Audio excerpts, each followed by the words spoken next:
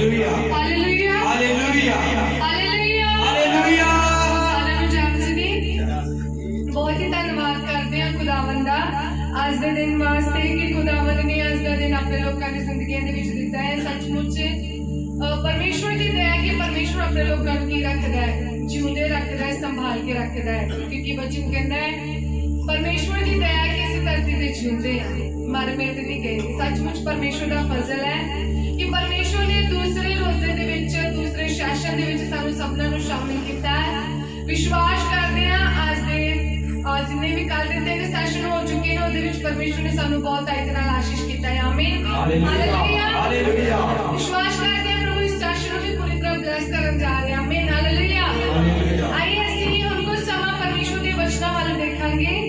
ਅੱਜ ਵਚਨਾਂ ਦੇ ਵਿੱਚੋਂ ਮੈਂ ਪਰਮੇਸ਼ਵਰ ਦੇ ਵਚਨਾਂ ਦੇ ਵਿੱਚੋਂ ਇਸ ਟੌਪਿਕ ਉੱਤੇ ਗੱਲ ਕਰਨਾ ਚਾਹੁੰਦੀ ਹਾਂ ਕਿ ਅਸੀਂ ਪਰਮੇਸ਼ਵਰ ਦੇ ਦਇਆ ਨੂੰ ਅਨੁਗ੍ਰਹਿ ਨੂੰ ਕਿਵੇਂ ਪ੍ਰਾਪਤ ਕਰ ਸਕਦੇ ਹਾਂ। Hallelujah hallelujah. ਕੀ ਹੈ ਅਸੀਂ ਪਰਮੇਸ਼ਵਰ ਦੇ ਅਨੁਗ੍ਰਹਿ ਨੂੰ ਕਿਵੇਂ ਪ੍ਰਾਪਤ ਕਰ ਸਕਦੇ ਹਾਂ। ਉਹਦੇ ਨਾਲ ਕੱਢੀਏ ਮੇਰੇ ਨਾਲ ਕੱਢੀਏ ਦੂਸਰਾ ਇਤਿਹਾਸ ਉਸ ਦਾ 7 ਅਧਿਆਇ ਅਸੀਂ ਉਸ ਦੇ 11 ਤੋਂ 14 ਆਇਤ ਤੱਕ ਪੜ੍ਹਦੇ ਹਾਂ।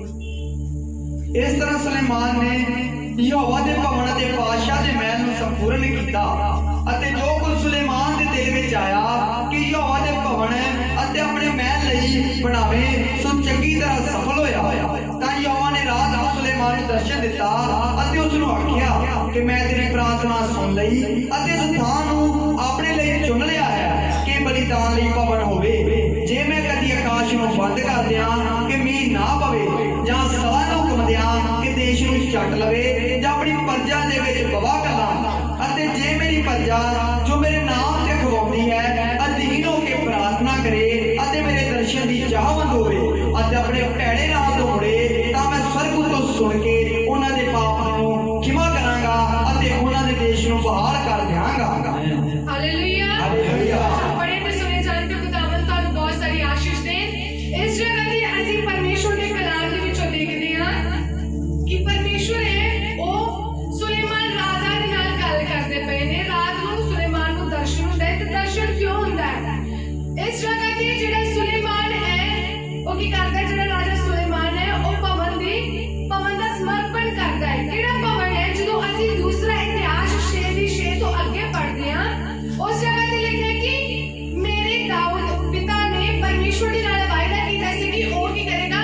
ਭਵਨ ਨੂੰ ਬਣਾਵੇਗਾ, ਕਿਉਂਕਿ ਦਾਊਦ ਵੇਖਦਾ ਕਿ ਸਾਡੇ ਕੋਲ ਰਹਿਣ ਦੇ ਲਈ ਘਰ ਆ ਸਭ ਕੁਝ ਹੈ ਲੇਕਿਨ ਪਰਮੇਸ਼ਵਰ ਦੇ ਲਈ ਕੋਈ ਭਵਨ ਕੋਈ ਘਰ ਨਹੀਂ ਹੈ। ਇਸ ਕਰਕੇ ਦਾਊਦ ਨੂੰ ਇੱਕ ਚਾਹਤ ਹੁੰਦੀ ਹੈ ਕਿ ਉਹ ਪਰਮੇਸ਼ਵਰ ਦੇ ਲਈ ਭਵਨ ਨੂੰ ਬਣਾਵੇ। ਲੇਕਿਨ ਪਰਮੇਸ਼ਵਰ ਉਸ ਨੂੰ ਕਹਿੰਦੇ ਨੇ ਕਿ ਤੂੰ ਚੰਗੀ ਗੱਲ ਸੋਚੀ ਹੈ ਕਿ ਮੇਰੇ ਲਈ ਭਵਨ ਬਣਾਉਣਾ ਚਾਹੁੰਦਾ ਹੈ ਲੇਕਿਨ ਭਵਨ ਤੂੰ ਨਹੀਂ ਬਣਾਏਗਾ।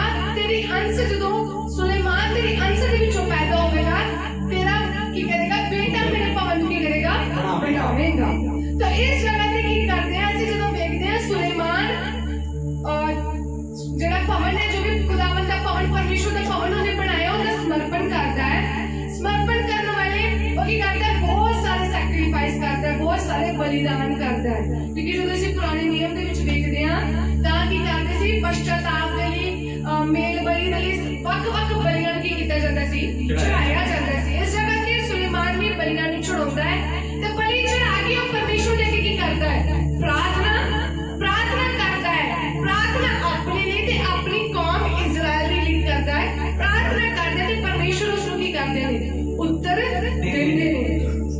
ਤਾਂ ਉਹੀ ਅੱਜ ਵੇਖਾਂਗੇ ਕਿ ਜੋ ਪਰਮੇਸ਼ਵਰ ਉਹਨਾਂ ਨੂੰ ਉੱਤਰ ਦਿੰਦਾ ਹੈ ਉਹ ਸਾਡੇ ਲਈ ਅੱਜ ਕੀ ਮਾਇਨੇ ਰੱਖਦਾ ਹੈ। ਜਦੋਂ ਅਸੀਂ 14 ਆਇਤ ਵਿੱਚ ਪੜ੍ਹਦੇ ਹਾਂ ਤਾਂ ਵਚਨ ਕਹਿੰਦਾ ਹੈ ਜਿਹੜੀ ਪ੍ਰਜਾ ਮੇਰੇ ਨਾਮ ਤੇ ਕੀ ਕਰਦੀ ਹੈ? ਅਖਾਉਂਦੀ ਹੈ।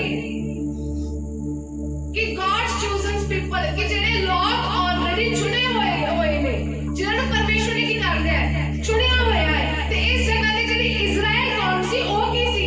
ਚੁਣੀ ਹੋਈ ਸੀ। ਕਿ ਜਦੋਂ ਅਸੀਂ ਇਤਿਹਾਸ ਦੇ ਵਿੱਚ ਦੇਖਦੇ ਹਾਂ ਤਾਂ ਵਚਨ ਬਿਆਨ ਕਰਦਾ ਹੈ ਕਿ ਪਰਮੇਸ਼ਵਰ ਨੇ ਅਬਰਾਹਮ ਨੂੰ ਬੁਲਾਇਆ ਤੇ ਅਬਰਾਹਮ ਤੋਂ ਬਾਅਦ ਜਿਹੜੀ ਅੰਸ਼ ਪੈਦਾ ਹੋਈ ਪਰਮੇਸ਼ਵਰ ਨੇ ਉਸ ਨੂੰ ਆਪਣੇ ਰਾਜ ਲਈ ਕੀ ਕਰ ਲਿਆ? ਚੁਣ ਲਿਆ।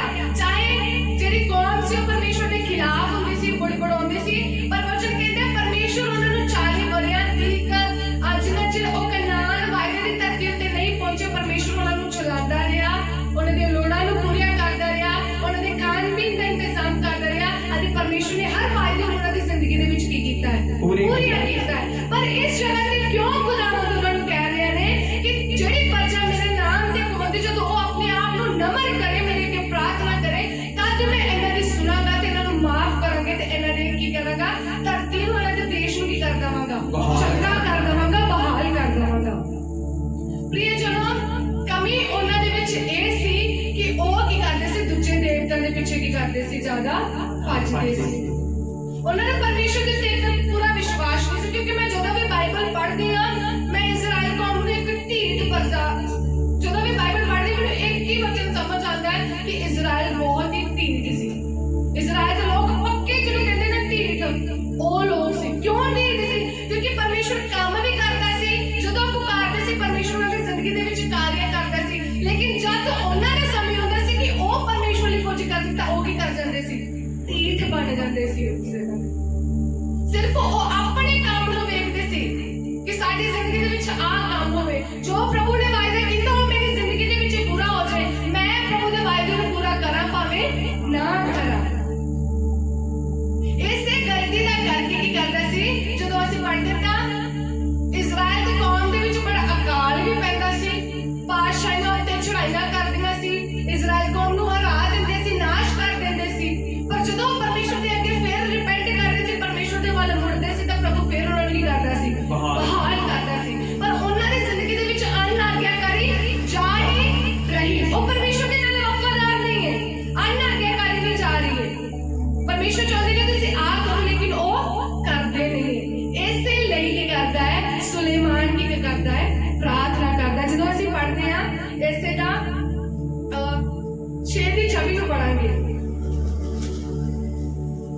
ਅਤੇ ਜੇਕਰ ਤੇਰੀ ਪ੍ਰਜਾ ਹਾਂਜੀ। ਇਸਰਾਏਲ ਤੇਰਾ ਪਾਪ ਕਰਨ ਦੇ ਕਾਰਨ ਆਪਣੇ ਵੈਰੀਆਂ ਦੇ ਅੱਗੋਂ ਮਾਰੀ ਜਾਵੇ ਅਤੇ ਫਿਰ ਤੇਰੀ ਵੱਲ ਫਿਰਨ ਹਾਂਜੀ। ਅਤੇ ਤੇਰੇ ਨਾਮ ਨੂੰ ਮੰਨ ਕੇ ਇਸ ਭਵਨ ਵਿੱਚ ਤੇਰੇ ਸਾਹਮਣੇ ਪ੍ਰਾਰਥਨਾ ਅਤੇ ਬੇਨਤੀ ਕਰਨਾ ਹਾਂਜੀ। ਤਾਂ ਤੂੰ ਸਵਰਗ ਤੋਂ ਸੁਣ ਕੇ ਆਪਣੀ ਪ੍ਰਜਾ ਇਸਰਾਏਲ ਦੇ ਪਾਪ ਨੂੰ ਖਿਮਾ ਕਰੇ। ਆਮੀਨ, ਹਾਲੇਲੂਇਆ। ਹਾਲੇਲੂਇਆ। ਜਦੋਂ ਪ੍ਰਾਰਥਨਾ ਕਰਦਾ ਹੈ ਪ੍ਰਭੂ, ਅਗਰ ਤੇਰੀ ਪ੍ਰਜਾ ਜਿਹਨੇ ਤੂੰ ਚੁਣਿਆ ਹੈ, ਚੁਣੀ ਹੋਈ ਪ੍ਰਜਾ ਤੇਰੇ ਵਿਰੁੱਧ ਪਾਪ ਕਰੇ ਜਾਂ ਤੇਰੀ ਅਨਾਗਿਆਕਾਰੀ ਕਰੇ ਜਾਂ ਕੁਝ ਵੀ ਤੇਰੇ ਵਿਰੋਧ ਵਿੱਚ ਕਰੇ, ਬੁੜਬੁੜਾਏ, ਪਾਪ ਕਰੇ, ਪਰ ਜਦ ਉਹ ਤੁਹਾਡੇ ਚਰਨਾਂ ਦੇ ਵਿੱਚ ਆਉਣ, ਆਪਣੇ ਪਾਪਾਂ ਦਾ ਅੰਗੀਕਾਰ ਕਰਨ ਤਾਂ ਤੂੰ ਕੀ ਕਰੀ, ਸੁਣ ਲਵੀਂ।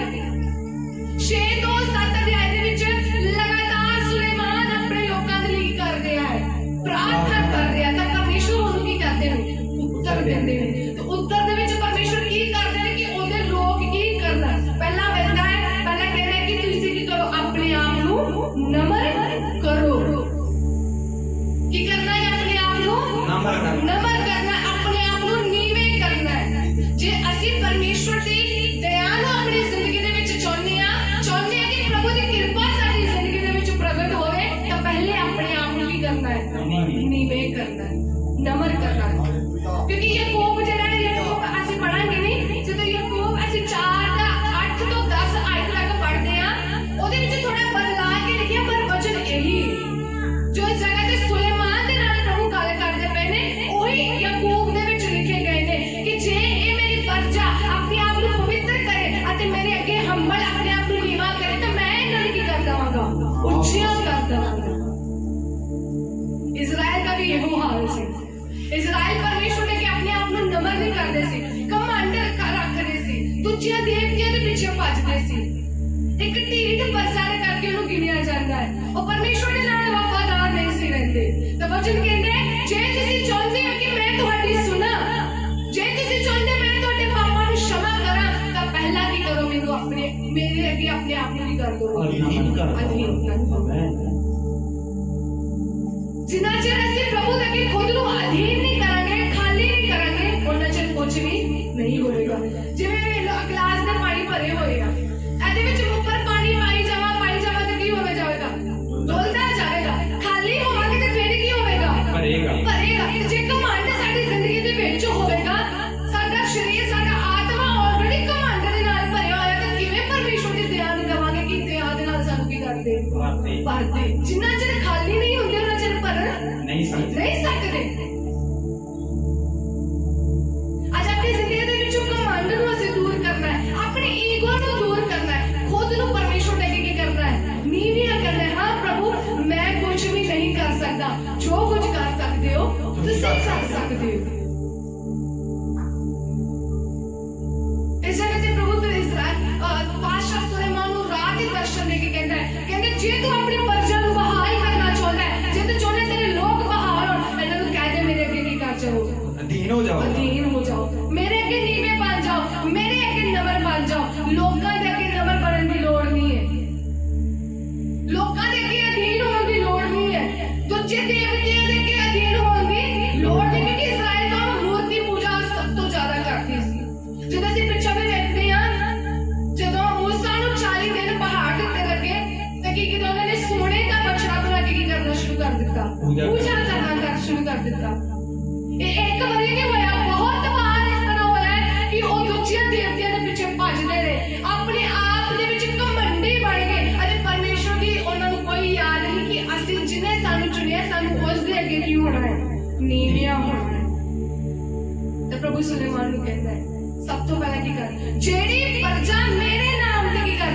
ਅਖਵਾਉਂਦੀ ਹੈ ਅਖਵਾਉਂਦੀ ਹੈ, ਆਪਣੇ ਆਪ ਨੂੰ ਕੀ ਕਰੇ ਅਧੀਨ ਕਰੇ ਅਧੀਨ ਕਰੇ। ਅੱਜ ਅਸੀਂ ਕਿਹਦੇ ਨਾਮ ਤੇ ਅਖਵਾਉਂਦੇ ਹਾਂ? ਯਹੋਵਾ ਦੇ ਨਾਮ ਯਹੋਵਾ ਦੇ। ਹਾਲੇਲੂਇਆ ਹਾਲੇਲੂਇਆ ਯਹੋਨਾ ਦੇ ਵਿੱਚ ਪਰਮੇਸ਼ਰ ਦਾ ਵਚਨ ਕਹਿੰਦਾ ਤੁਸੀਂ ਮੈਨੂੰ ਨਹੀਂ ਚੁਣਿਆ, ਮੈਂ ਕੀ ਕੀਤਾ? ਤੁਹਾਨੂੰ ਚੁਣਿਆ। ਫਿਰ ਅਸੀਂ ਪਰਮੇਸ਼ਰ ਦੇ ਵੱਲੋਂ ਚੁਣੇ ਗਏ ਤੇ ਪਰਮੇਸ਼ਰ ਦੇ ਕੀ ਹੋਏ ਆ? ਪਰਜਾ ਹੋਏ ਆ, ਪਰਮੇਸ਼ਰ ਦੇ ਲੋਕ ਹੋਏ ਆ। ਪਤਰਸ ਦੇ ਵਿੱਚ ਮੈਨੂੰ ਕਹਿੰਦਾ ਤੁਸੀਂ ਮੇਰੀ ਸ਼ਾਹੀ ਕੌਮ ਹੋ, ਤੁਸੀਂ ਮੇਰੀ ਨਿੱਜ ਪਰਜਾ ਜਿਹਨਾਂ ਨੂੰ ਮੈਂ ਬਹੁਤ ਪਿਆਰ ਕਰਦਾ, ਜਿਹਨਾਂ ਨੂੰ ਮੈਂ ਅੰਧਕਾਰ ਦੀ ਗੁਲਾਮੀ ਦੇ ਵਿੱਚੋਂ ਕੀ ਕਰਕੇ ਲਿਆਇਆ ਹੈ, ਕੱਢ ਕੇ ਲਿਆਇਆ। ਅਸੀਂ ਆਪਣੇ ਆਪ ਦਾ ਅੰਧਕਾਰ ਦੀ ਗੁਲਾਮੀ ਚੋਂ ਬਾਹਰ ਨਹੀਂ ਆਏ। ਕੌਣ ਲੈ ਕੇ ਆਇਆ ਹੈ? ਪਰਮੇਸ਼ਰ ਸਾਨੂੰ ਗੁਲਾਮੀ ਦੇ ਵਿੱਚੋਂ ਕੱਢ ਕੇ ਲੈ ਕੇ ਆਏ ਨੇ। ਤੇ ਕਿਹਦੇ ਅਸੀਂ ਕਿਹਦੇ ਲੋਕ ਆ? ਪਰਮੇਸ਼ਰ ਦੇ ਕਿ ਸ਼ੈਤਾਨ ਦੇ? ਪਰਮੇਸ਼ਰ ਦੇ। ਤਾਂ ਫਿਰ ਅਧੀਨ ਕਿਹਦੇ ਅੱਗੇ ਹੋਣਾ ਹੈ? ਪਰਮੇਸ਼ਰ ਦੇ ਅੱਗੇ। ਤਾਂ ਵਚਨ ਕਹਿੰਦੇ ਜਿਹੜੀ ਪਰਜਾ ਮੇਰੇ ਨਾਮ ਤੇ ਕੀ ਕਰਦੀ ਹੈ? ਅਖਵਾਉਂਦੀ ਹੈ। ਅਖਵਾਉਂਦੀ ਹੈ। ਅੱਜ ਅਸੀਂ ਵੇਖਣਾ ਅਸੀਂ ਕਿਹਦੇ ਨਾਮ ਤੇ ਅਖਵਾਉਂਦੇ ਆ। ਤੇ ਇਹ ਯਹੋਵਾ ਦੇ ਨਾਮ ਦੇ ਅੱਗੇ ਤੇ ਅਖਵਾਉਂਦੇ ਆ ਤੇ ਯਹੋਵਾ ਦੇ ਅੱਗੇ ਖੁਦ ਨੂੰ ਕੀ ਕਰਨਾ ਹੈ? ਅਧੀਨ ਕਰਨਾ ਹੈ। ਫਿਰ ਹੀ ਪਰਮੇਸ਼ਰ ਕਹਿੰਦਾ ਹੈ ਜੇ ਤੁਸੀਂ ਅਧੀਨ ਕਰੋਗੇ ਤਾਂ ਮੈਂ ਮੇਰੇ ਸਿਰ ਤੁਹਾਨੂੰ ਕੀ ਕਰਾਂਗਾ? ਬਰਕਤ ਦੇਵਾਂਗਾ। ਬਰਕਤ ਦਵਾਂਗਾ, ਤੁਹਾਨੂੰ ਉੱਚੀਆਂ ਕਰਾਂਗਾ। ਇਹਨਾਂ 21 ਦਿਨਾਂ ਦੇ ਵਿੱਚ ਪ੍ਰਿਯਜਨੋ ਸਾਡੇ ਕੋਲ ਬਹੁਤ ਹੀ ਵਧੀਆ ਸਮਾਂ ਹੈ। ਪਰਮੇਸ਼ਰ ਨੇ ਇੱਕ ਬਹੁਤ ਹੀ ਵਧੀਆ ਸਮੇਂ ਸਾਡੀ ਜ਼ਿੰਦਗੀ ਦੇ ਵਿੱਚ ਦਿੱਤਾ ਕਿ ਅਸੀਂ ਆਪਣੇ ਆਪ ਨੂੰ ਪਰਮੇਸ਼ਰ ਦੇ ਅੱਗੇ ਪੂਰੀ ਤਰ੍ਹਾਂ ਡੋਲ ਸਕਦੇ ਹਾਂ। ਪੂਰੀ ਤਰ੍ਹਾਂ ਡੋਲ ਦੇ ਕੇ ਪਰਮੇਸ਼ਰ ਦੇ ਅੱਗੇ ਖੁਦ ਨੂੰ ਕੀ ਕਰ ਸਕਦੇ ਹਾਂ? ਨਮਨ ਕਰ ਸਕਦੇ ਹਾਂ, ਨੀਵੀਆਂ ਕਰ ਸਕਦੇ ਹਾਂ। ਖੁਦ ਨੂੰ ਪਰਮੇਸ਼ਰ ਦੇ ਅੱਗੇ ਨੀਵੀਆਂ ਕਰੋ। ਜੋ ਤੁਹਾਡੇ ਬੰਧਨ ਨੇ, ਜੋ ਤੁਹਾਡੀਆਂ ਪਰੇਸ਼ਾਨੀਆਂ ਨੇ, ਜੋ ਤੁਹਾਡੇ ਲੋੜਾਂ ਜ਼ਰੂਰਤਾਂ ਨੇ, ਖੁਦਾਵੰਦ ਨੂੰ ਕਹੋ ਪ੍ਰਭੂ ਮੈਂ ਆਪਣੇ ਆਪ ਨੂੰ ਤੇਰੇ ਅੱਗੇ ਖਾਲੀ ਕਰਦਾ, ਤੁਸੀਂ ਮੈਨੂੰ ਕੀ ਕਰ ਦਿਓ? ਭਰ ਦਿਓ। ਤਾਂ ਪਰਮੇਸ਼ਰ ਕੀ ਕਰੇਗਾ? ਭਰ ਦੇਵੇਗਾ। ਤੇ ਅੱਗੇ ਕਹਿੰਦਾ ਹੈ ਕਿ ਜਿਹੜੀ ਪਰਜਾ ਮੇਰੇ ਨਾਮ ਤੇ ਖਵਾਉਂਦੀ ਹੈ ਅਧੀਨ ਹੋ ਕੇ ਕੀ ਕਰੇ? ਪ੍ਰਾਰਥਨਾ ਕਰੇ। ਕੀ ਕਰੇ? ਪ੍ਰਾਰਥਨਾ ਕਰੇ। ਇਹ ਨਹੀਂ ਕਿ ਹੁਣ ਰੋਜ਼ਿਆਂ ਦੇ ਵਿੱਚ ਰੋਜ਼ੇ ਰੱਖ ਕੇ ਬਸ ਸੋਈ ਗਏ। ਕੀ ਕੀਤੇ? ਪ੍ਰਾਰਥਨਾ ਕਰਨਾ ਹੈ ਪਰਮੇਸ਼ਰ ਦੇ ਅੱਗੇ। ਕਿਉਂਕਿ ਵਚਨ ਕਹਿੰਦੇ ਪ੍ਰਾਰਥਨਾ ਇੱਕ ਇਹੋ ਜਿਹਾ ਹਥਿਆਰ ਹੈ ਸਾਡੀ ਜ਼ਿੰਦਗੀਆਂ ਦੇ ਵਿੱਚ ਜਿਹੜਾ ਸ਼ੈਤਾਨ ਦੇ ਗੜਾਂ ਨੂੰ ਵੀ ਕਰ ਸਕਦਾ ਹੈ, ਨਾਸ਼ ਕਰ ਸਕਦਾ ਹੈ, ਤੋੜ ਸਕਦਾ ਹੈ। ਤੇ ਇਸ ਜਗ੍ਹਾ ਤੇ ਪ੍ਰਭੂ ਦਾ ਦਾਸ ਦੇ ਨਾਲ ਵੀ ਖੁਦਾਵੰਦ ਗੱਲ ਕਰਦੇ ਨੇ ਇਸ ਪਰਜਾ ਨੂੰ ਕਹੇ ਜਿਹੜੇ ਇਹ ਅਧੀਨ ਹੋ ਕੇ ਮੇਰੇ ਅੱਗੇ ਕੀ ਕਰਨਗੇ? ਪ੍ਰਾਰਥਨਾ ਕਰਨਗੇ।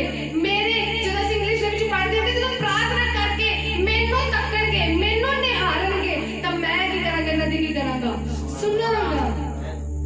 ਯਿਰਮੀਆ 29 ਦੇ ਵਿੱਚ ਜਦੋਂ ਅਸੀਂ ਪੜ੍ਹਦੇ ਹਾਂ 29 ਦੀ 13 ਦੇ ਵਿੱਚ ਤਾਂ ਵਚਨ ਕਹਿੰਦਾ ਹੈ ਜੇ ਤੁਸੀਂ ਮੈਨੂੰ ਲੱਭੋਗੇ ਤਾਂ ਮੈਂ ਕੀ ਕਰਾਂਗਾ? ਲੱਭ ਪਾਵਾਂਗਾ। ਲੱਭ ਪਾਵਾਂਗਾ। ਜਦੋਂ ਤੁਸੀਂ ਮੈਨੂੰ ਪੂਰੇ ਦਿਲ ਦੇ ਨਾਲ ਕੀ ਕਰੋਗੇ? ਭਾਲੋਗੇ। ਮੇਰੀ ਭਾਲ ਕਰੋਗੇ ਤਾਂ ਤੁਸੀਂ ਮੈਨੂੰ ਕੀ ਕਰੋਗੇ? ਲੱਭੋਗੇ। ਤੇ ਭਾਲ ਕਿਵੇਂ ਕਰਨੀ ਹੈ? ਪ੍ਰਾਰਥਨਾ ਦੇ ਨਾਲ। ਪ੍ਰਾਰਥਨਾ ਦੇ ਨਾਲ ਪਰਮੇਸ਼ਰ ਦੀ ਕੀ ਕਰਨੀ ਹੈ? ਭਾਲ ਕਰਨੀ ਹੈ। ਪ੍ਰਾਰਥਨਾ ਵੀ ਸਾਡੀ ਇੱਕ ਇਹੋ ਜਿਹੀ ਹੋਣੀ ਚਾਹੀਦੀ ਹੈ। ਫਿਲਿੱਪੀਆਂ ਦੇ ਵਿੱਚ ਲਿਖਿਆ ਪ੍ਰਾਰਥਨਾ ਨਿਵੇਦਨ ਤੁਹਾਡਾ ਧੰਨਵਾਦ ਦੇ ਸਾਹਿਤ ਕੀ ਹੋਣਾ ਚਾਹੀਦਾ ਹੈ? ਹੋਣਾ ਚਾਹੀਦਾ ਧੰਨਵਾਦ ਦੇ ਨਾਲ। ਇਹ ਨਹੀਂ ਕਿ ਪਰਮੇਸ਼ਰ ਨੂੰ ਤਾਨੇ ਮਾਰੀਗੇ ਔਰ ਵਿੱਚ ਪ੍ਰਾਰਥਨਾ ਕਰੀਏ, ਪਰ ਕਹਿੰਦੇ ਧੰਨਵਾਦ ਦੇ ਨਾਲ ਪਰਮੇਸ਼ਰ ਦੇ ਅੱਗੇ ਕੀ ਕਰਨੀ ਹੈ? ਪ੍ਰਾਰਥਨਾ ਕਰਨੀ ਹੈ। ਪਿਛਲੀਆਂ ਭਲਾਈਆਂ ਨੂੰ ਯਾਦ ਕਰਦੇ ਹੋਇਆ, ਧੰਨਵਾਦ ਕਰਦੇ ਹੋਇਆ, ਆਪਣੇ ਉਪਕਾਰਾਂ ਨੂੰ, ਆਪਣੇ ਬੇਨਤੀਆਂ ਨੂੰ ਪਰਮੇਸ਼ਰ ਦੇ ਅੱਗੇ ਕੀ ਕਰਨਾ ਹੈ? ਕਰਨਾ ਹੈ। ਤਦ ਪਰਮੇਸ਼ਰ ਕੀ ਕਰੇਗਾ? ਸੁਨੇਗਾ। ਪਰਮੇਸ਼ਰ ਕੀ ਕਰੇਗਾ? ਦਾਦੀ ਕੀ ਕਰੇਗਾ? ਸੁਨੇਗਾ। ਤੇ ਫਿਰ ਕਹਿੰਦਾ ਹੈ ਤੀਸਰੀ ਗੱਲ ਕਹਿੰਦਾ ਹੈ ਜਦ ਤੂੰ ਨਮਰ ਹੋ ਕੇ ਪ੍ਰਾਰਥਨਾ ਕਰੇ ਤੇ ਆਪਣੇ ਭੈੜੇ ਰਾਹਾਂ ਤੋਂ ਕੀ ਕਰ ਦੇਵੇ? ਮੁੜੇ। ਆਪਣੇ ਭੈੜੇ ਰਾਹਾਂ ਤੋਂ ਕੀ ਕਰੇ? ਮੁੜੇ।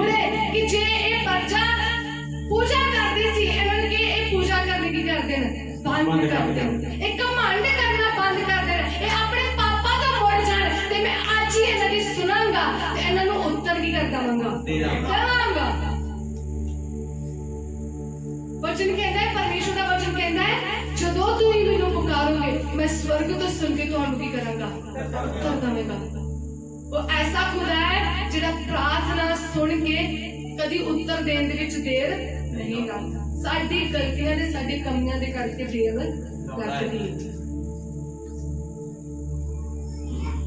ਉਹ ਪਰਮੇਸ਼ਰ ਦਿਆਲੂ ਅਨੁਗ੍ਰਹਕਾਰੀ ਖੁਦਾਵੰਦ ਹੈ। ਇਸ ਜਗ੍ਹਾ ਤੇ ਇਸ ਲਈ ਕਹਿੰਦਾ ਹੈ ਕਿ ਉਹ ਕੀ ਕਰਨ? ਆਪਣੇ ਭੈੜੇ ਰਾਹਾਂ ਤੋਂ ਕੀ ਕਰ ਜਾਣ? ਮੁੜ ਆਉਣ। ਕਿਉਂਕਿ क्योंकि वचन कहता है परमेश्वर ये नहीं चाहता कि किसी रूह का भी की होवे नाश होवे। प्रभु किसी नु नाश करना नहीं चाहता, इसलिए तो उसने अपने इकलौते पुत्र को भेज देता है ताकि तुसी अते मैं अनंत काल दा की करिए जीवन पाइए। ਇਹਨਾਂ ਰੋਜ਼ਿਆਂ ਦੇ ਵਿੱਚ ਪ੍ਰਿਯਜਨੋ ਸਾਨੂੰ ਜ਼ਰੂਰੀ ਹੈ ਕਿ ਅਸੀਂ ਪਰਮੇਸ਼ਰ ਦੇ ਅੱਗੇ ਖੁਦ ਨੂੰ ਨਮਰ ਕਰ ਦੇਈਏ, ਪੂਰੀ ਤਰ੍ਹਾਂ ਖਾਲੀ ਕਰ ਦੇਈਏ, ਆਪਣਾ ਕਮਾਂਡ ਆਪਣੀ ਈਗੋ ਸਭ ਕੁਝ ਇੱਕ ਸਾਈਡ ਤੇ ਰੱਖਦੇ ਹਾਂ, ਖੁਦ ਨੂੰ ਪਰਮੇਸ਼ਰ ਦੇ ਅੱਗੇ ਖਾਲੀ ਕਰਨਾ ਹੈ ਔਰ ਪ੍ਰਭੂ ਦੇ ਅੱਗੇ ਪ੍ਰਾਰਥਨਾ ਕਰਨਾ ਹੈ, ਆਪਣੇ ਭੈੜੇ ਰਾਹਾਂ ਤੋਂ ਕੀ ਕਰਨਾ ਹੈ, ਮੁੜਨਾ ਹੈ। बहुत वधिया समय है देखो 21 दिनों ਦੇ ਵਿੱਚ ਅਸੀਂ ਪ੍ਰਭੂ ਅੱਗੇ ਪ੍ਰਾਰਥਨਾ ਕਰੀਏ, ਪ੍ਰਭੂ ਜੋ ਮੇਰੇ ਤੋਂ ਪਿੱਛੇ ਗਲਤੀਆਂ ਗੁਨਾਹ ਹੋਏ ਮੈਂ ਉਹਨਾਂ ਭੈੜੇ ਰਾਹਾਂ ਤੋਂ ਕੀ ਕਰਦਾ ਹੈ, ਪਛਤਾਵਾ ਕਰਦਾ ਹੈ।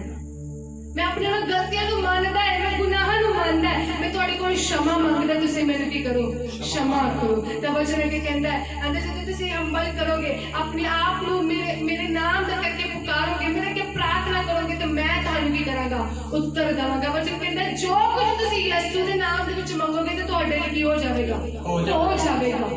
ਤਾਂ ਜੀ ਯਿਸੂ ਦੇ ਨਾਮ ਦੇ ਵਿੱਚ ਪ੍ਰਿਯਜਨੋ ਪਰਮੇਸ਼ਰ ਦੇ ਅੱਗੇ ਕੀ ਕਰਨੀ ਹੈ, प्रार्थना करनी है, परमेश्वर को पुकारना है। तो ਅਸੀਂ ਅੱਗੇ ਪੜ੍ਹ ਦਵਾਂਗੇ, ਹਾਂਜੀ 14 ਦੀ ਅੱਗੇ ਪੜ੍ਹ ਦਵਾਂਗੇ, 14 ਆਇਤ ਦਾ ਅਸੀਂ ਦੂਜਾ ਭਾਗ ਪੜਾਂਗੇ। ਮੈਂ ਸਰਕੂਲ ਤੋਂ ਸੁਣ ਕੇ ਹਾਂਜੀ ਉਹਨਾਂ ਦੇ ਪਾਪ ਖਿਮਾ ਕਰਾਂਗਾ ਅਤੇ ਉਹਨਾਂ ਦੇ ਦੇਸ਼ ਨੂੰ ਬਹਾਲ ਕਰ ਦਿਆਂਗਾ। ਆਮੀਨ ਹਾਲੇਲੂਇਆ। ਕੀ ਕਹਿੰਦਾ ਹੈ, ਪਹਿਲੀ ਗੱਲ ਕੀ ਕਹਿੰਦਾ, ਮੈਂ ਸਵਰਗ ਤੋਂ ਕੀ ਕਰਾਂਗਾ, ਸੁਣਾਂਗਾ ਤੇ ਕੀ ਕਰਾਂਗਾ, ਉਹਨਾਂ ਨੂੰ ਬਹਾਲ, ਉਹਨਾਂ ਦੇ ਦੇਸ਼ ਉਹਨਾਂ ਦੇ ਪਾਪ ਨੂੰ क्षमा ਕਰ ਦਵਾਂਗਾ ਤੇ ਉਹਨਾਂ ਦੇ ਦੇਸ਼ ਨੂੰ ਕੀ ਕਰ ਦਵਾਂਗਾ, ਬਹਾਲ ਕਰ ਦਵਾਂਗਾ। ਅਸੀਂ ਨਿਨਵਾ ਦੀ ਕਹਾਣੀ ਨੂੰ ਤਾਂ ਸਾਰੇ ਹੀ ਜਾਣਦੇ ਹਾਂ, ਨਿਨਵਾ ਦੇ ਬਾਰੇ ਅਸੀਂ ਸਾਰੇ ਪਤਾ ਹੈ ਨਾ। ਪਰਮੇਸ਼ਵਰ ਨੇ ਕਿਹਨੂੰ ਚੁਣਿਆ ਸੀ, ਨੋਆ ਨੂੰ ਚੁਣਿਆ ਸੀ। ਕਿਹਨੂੰ ਚੁਣਿਆ ਸੀ, ਜੁਨਾਹ ਨੂੰ। ਜੁਨਾਹ ਨੂੰ ਜਦ ਪਰਮੇਸ਼ਵਰ ਨੇ ਜੋਨਾ ਨੂੰ ਚੁਣਿਆ ਤਾਂ ਵਚਨ ਕਹਿੰਦਾ ਹੈ ਉਹ ਕੀ ਕਰਦਾ ਹੈ, ਨਿਨਵਾ ਦੀ ਜਗ੍ਹਾ ਤਰਸ਼ੀਸ਼ ਨੂੰ ਕੀ ਕਰ ਜਾਂਦਾ ਹੈ, ਭੱਜ ਜਾਂਦਾ ਹੈ। ਲੇਕਿਨ ਪਰਮੇਸ਼ਵਰ ਫਿਰ ਵੀ ਉਸ ਨੂੰ ਨਿਨਵਾ ਦੇ ਵਿੱਚ ਕੀ ਕਰਦੇ ਨੇ, ਲੈ ਕੇ ਜਾਂਦੇ ਨੇ।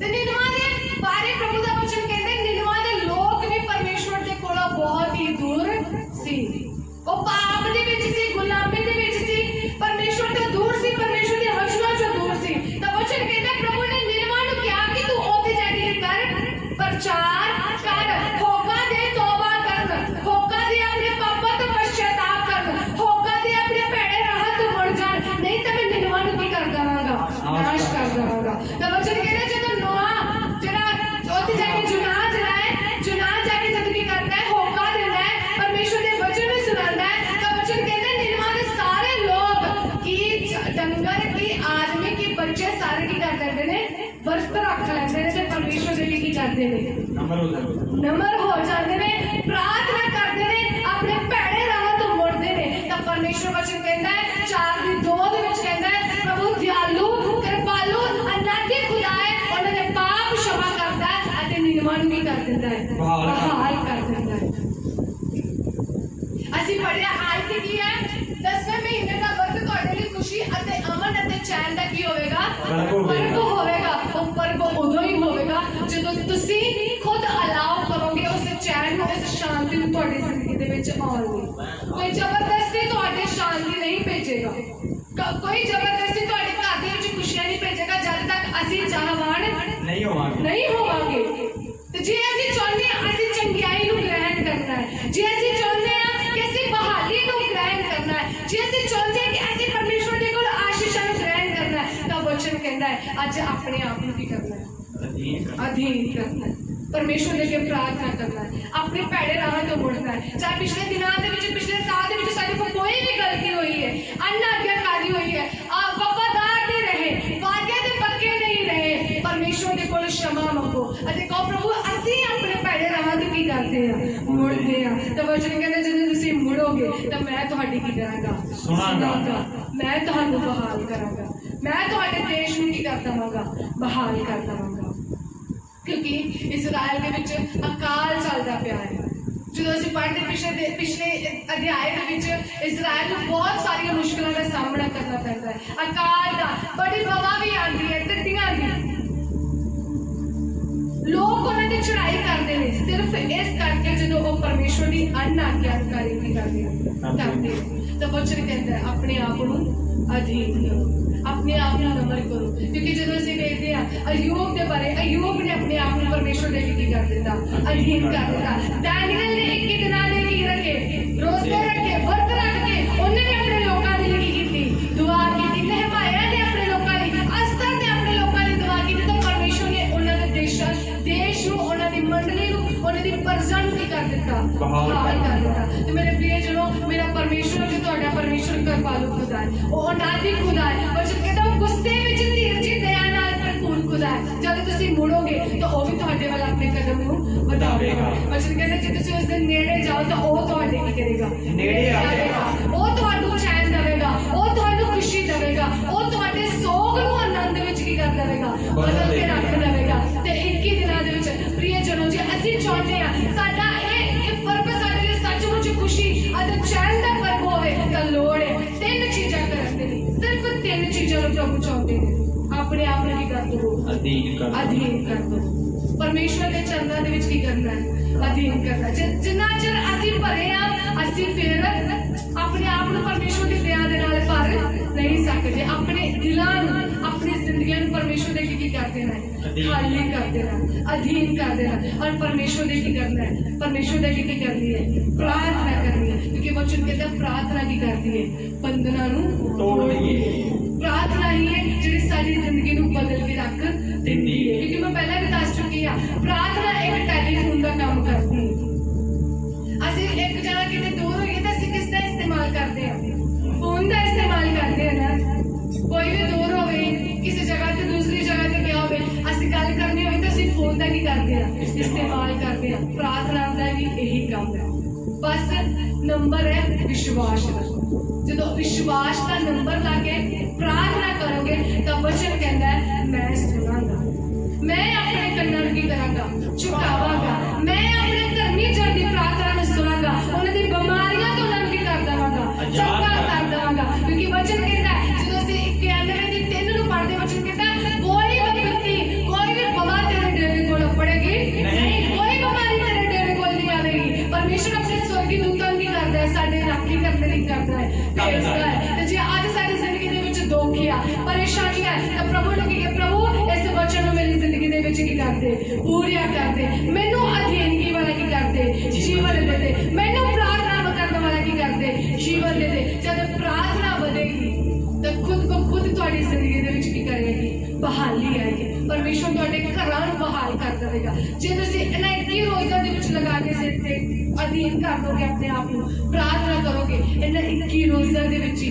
ਪ੍ਰਭੂ ਤੁਹਾਡੀ ਜ਼ਿੰਦਗੀ ਦੇ ਵਿੱਚ ਇੱਕ ਵੱਡੇ ਬਦਲਾਅ ਨੂੰ ਲੈ ਕੇ ਆਵੇਗਾ। ਇਹ ਸੱਚਮੁੱਚ ਸਾਡੇ ਲਈ, ਤੁਹਾਡੇ ਲਈ, ਤੁਹਾਡੇ ਘਰਾਂ ਦੇ ਲਈ ਇੱਕ ਖੁਸ਼ੀ ਅਤੇ ਚੈਨ ਦਾ ਕੀ ਕਰ ਜਾਵੇਗਾ, ਪਰਮ ਬਣ ਜਾਵੇਗਾ। ਖੁਦ ਤੁਸੀਂ ਖੁਦਾਵੰਦ ਦੀ ਮਹਿਮਾ ਕਰਦੇ ਹੋਏ, ਖੁਦ ਤੁਸੀਂ ਪਰਮੇਸ਼ਵਰ ਦੀ ਮਹਿਮਾ ਕਰਦੇ ਹੋਏ ਗਵਾਹੀਆਂ ਦੇ ਨਾਲ ਕੀ ਹੋਵੋਗੇ, ਖੜੇ ਹੋਵੋਗੇ। ਉਹ ਉਦੋਂ ਹੋਵੇਗਾ ਜਦੋਂ ਖੁਦ ਨੂੰ ਵੀ ਕਰੋਗੇ, ਅਧੀਨ ਕਰੋਗੇ। ਪਰਮੇਸ਼ਵਰ ਅਧੀਨਗੀ ਨੂੰ ਚਾਹੁੰਦਾ ਹੈ, ਪ੍ਰਭੂ ਕਮਾਂਡ ਨੂੰ ਨਹੀਂ ਚਾਹੁੰਦਾ। ਪ੍ਰਭੂ ਕਹਿੰਦਾ ਹੈ ਮੇਰੇ ਲੋਕ ਅਧੀਨ ਹੋ। ਉਹ ਦਇਆ ਕਰਨਾ ਚਾਹੁੰਦਾ ਹੈ, ਉਹ ਆਪਣੇ ਲੋਕਾਂ ਦੀ ਜ਼ਿੰਦਗੀ ਦੇ ਵਿੱਚ ਕਿਰਪਾ ਕਰਨਾ ਚਾਹੁੰਦਾ ਹੈ। ਇਸ ਲਈ ਤਾਂ ਪ੍ਰਭੂ ਕਹਿੰਦਾ ਹੈ ਸੁਲੇਮਾਨ ਨੂੰ ਤੂੰ ਆਪਣੀ ਪਰਜਾ ਨੂੰ ਸਮਝਾ ਦੇ, ਤੂੰ ਉਹਨਾਂ ਨਾਲ ਗੱਲ ਕਰ, ਤੂੰ ਉਹਨਾਂ ਨੂੰ ਸਮਝਾ, ਉਹ ਆਪਣੇ ਭੈੜੇ ਰਾਹਾਂ ਤੋਂ ਮੁੜ ਆਉਣ, ਮੇਰੇ ਅੱਗੇ ਖੁਦ ਨੂੰ ਨਮਰ ਕਰ ਦੇਣ, ਆਪਣੇ ਪਾਪਾਂ ਦੀ ਮਾਫੀ ਮੰਗਣ ਅਤੇ ਮੇਰੇ ਅੱਗੇ ਪ੍ਰਾਰਥਨਾ ਕਰਨ। ਤਾਂ ਮੈਂ ਸੁਣਾਂਗਾ, ਉਹਨਾਂ ਦੇ ਪਾਪਾਂ ਨੂੰ ਭੁਲਾ ਦੇਵਾਂਗਾ। ਭਾਵੇਂ ਕਿਰਮਾ ਚ ਚਾਹੇ ਪਾਪ ਕਿਉਂ ਨਾ ਹੋਣ, ਮੈਂ ਧੋ ਕੇ ਕੀ ਕਰ ਦੇਵਾਂਗਾ, ਸ਼ੁੱਧ ਕਰ ਦੇਵਾਂਗਾ। ਚਾਹੇ ਪਾਪ ਛੋਟਾ ਹੋਵੇ ਚਾਹੇ ਵੱਡਾ ਹੋਵੇ, ਮੈਂ ਸਾਰੇ ਪਾਪਾਂ ਨੂੰ, ਸਾਰੀਆਂ ਗਲਤੀਆਂ ਨੂੰ, ਸਾਰੇ ਗੁਨਾਹਾਂ ਨੂੰ क्षमा ਕਰ ਦੇਵਾਂਗਾ। ਜੇ ਅੱਜ ਹੀ ਉਹ ਆਪਣੇ ਆਪ ਨੂੰ ਕੀ ਕਰ ਦੇਣ, ਨਮਨ ਕਰ ਦੇਣ, ਜੇ ਆਪਣੇ ਆਪ ਨੂੰ ਅੱਜ ਹੀ ਉਹ ਅਧੀਨ ਕਰ ਦੇਣ, ਤਾਂ ਮੈਂ ਸੁਣਾਂਗਾ। ਤਾਂ 15 ਆਇਤ ਦੇ ਵਿੱਚ ਕਹਿੰਦਾ ਹੈ ਜਦੋਂ ਅਧੀਨ ਕਰਦੇ ਨੇ ਤਾਂ ਮੇਰੀਆਂ ਅੱਖਾਂ ਹਰ ਪਲ ਉਹਨਾਂ ਦੇ ਉੱਤੇ ਕੀ ਕਰਨਗੀਆਂ, ਲੱਗੀਆਂ ਰਹਿਣਗੀਆਂ। 15 ਆਇਤ ਨੂੰ ਪੜ੍ਹ ਦੇਵਾਂਗੇ। ਅਤੇ ਹੁਣ ਜਿਹੜੀ ਪ੍ਰਾਰਥਨਾ ਇਸ ਤਰ੍ਹਾਂ ਕੀਤੀ ਜਾਵੇਗੀ, ਆਮੀਨ, ਹਾਲੇਲੂਇਆ। ਹਾਂ, ਉਸ ਉੱਤੇ ਮੇਰੀਆਂ ਅੱਖਾਂ ਖੁੱਲੀਆਂ ਰਹਿਣਗੀਆਂ ਅਤੇ ਮੇਰੇ ਕੰਨ ਲੱਗੇ ਰਹਿਣਗੇ। ਆਮੀਨ, ਹਾਲੇਲੂਇਆ, ਹਾਲੇਲੂਇਆ। ਕਹਿੰਦਾ ਪਰਮੇਸ਼ਵਰ ਦਾ ਵਚਨ ਜੋ ਪ੍ਰਾਰਥਨਾ ਹੁਣ ਇਸ ਜਗ੍ਹਾ ਤੇ ਕੀਤੀ ਜਾਵੇਗੀ, ਚਾਹੇ ਕਿਤੇ ਵੀ ਹੋ, ਜਦੋਂ ਤੁਸੀਂ ਅਧੀਨ ਹੋਵੋਗੇ ਤਾਂ ਵਚਨ ਕਹਿੰਦਾ ਜਿਹੜੀ ਪ੍ਰਾਰਥਨਾ ਕਰੋਗੇ ਮੇਰੀਆਂ ਅੱਖਾਂ ਖੁੱਲੀਆਂ ਤੇ ਮੇਰੇ ਕੰਨ ਕੀ ਕਰਨਗੇ, ਲੱਗੇ ਰਹਿਣਗੇ। ਮੈਂ ਹਰ ਪਲ ਤੁਹਾਡੇ ਨਾਲ ਰਹਾਂਗਾ। ਤੁਸੀਂ ਪੁਕਾਰੋਗੇ ਮੈਂ ਉਸੇ ਵੇਲੇ ਕੀ ਕਰ ਦੇਵਾਂਗਾ, ਉੱਤਰ ਦੇਵਾਂਗਾ। ਮੈਂ ਤੁਹਾਡੀ ਜ਼ਿੰਦਗੀ, ਤੁਹਾਡੇ ਦੇਸ਼ ਨੂੰ ਬਹਾਲ ਕਰ ਦੇਵਾਂਗਾ, ਤੁਹਾਡੇ ਘਰ ਤੋਂ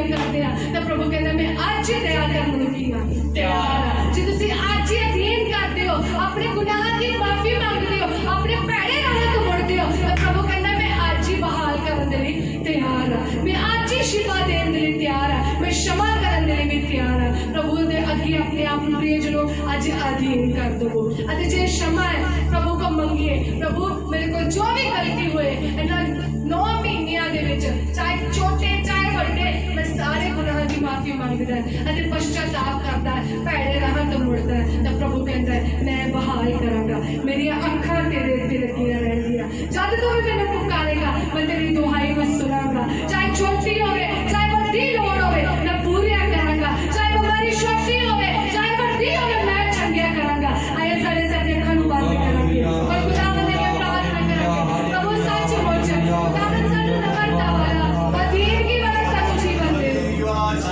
अधीन की वाला प्रभु जीवन दे मैं तेरे गल्लां नूं साडी जिंदगी दे विच लै के आ अधीन पश्चाताप अधीन रह के प्रभु जी सर्वदा खुदा तुझे अपने लोगों को पश्चाताप वाला हिदायत दे दो तेरा धन्यवाद करते हैं तो वचन कहता है मैं कभी सुनूंगा प्रभु सचमुच अनेक रोज़ दे विच अपने लोगों को अपने विच अधीन करो हर कभी हर कभी दूर करो अपने लोगों की जिंदगी विच दूर करो मैं सचमुच की दिना पर अपने लोगों के लिए अमन शांति अति खुशी का पर्व बन जाए मेरे प्रभु मैं तेरे नाम का धन्यवाद तेरा शुक्र करते हैं धन्यवाद करते हैं प्रभु शुक्रगुजार करते हैं वचन द्वारा होके साडे नाल गल करन दे तेरा शुक्रगुजार करते हैं सचमुच प्रभु तेरा वचन कहता है जेड़ी प्रजा मेरे नाम दे करके चुनी हुई है मेरे नाम दे कबूलती है जब अपने आप नूं नम्र करे मैनूं पुकारे तो मैं सुनांगा अपने लोकां नूं नम्रता ही बड़ा चाहिए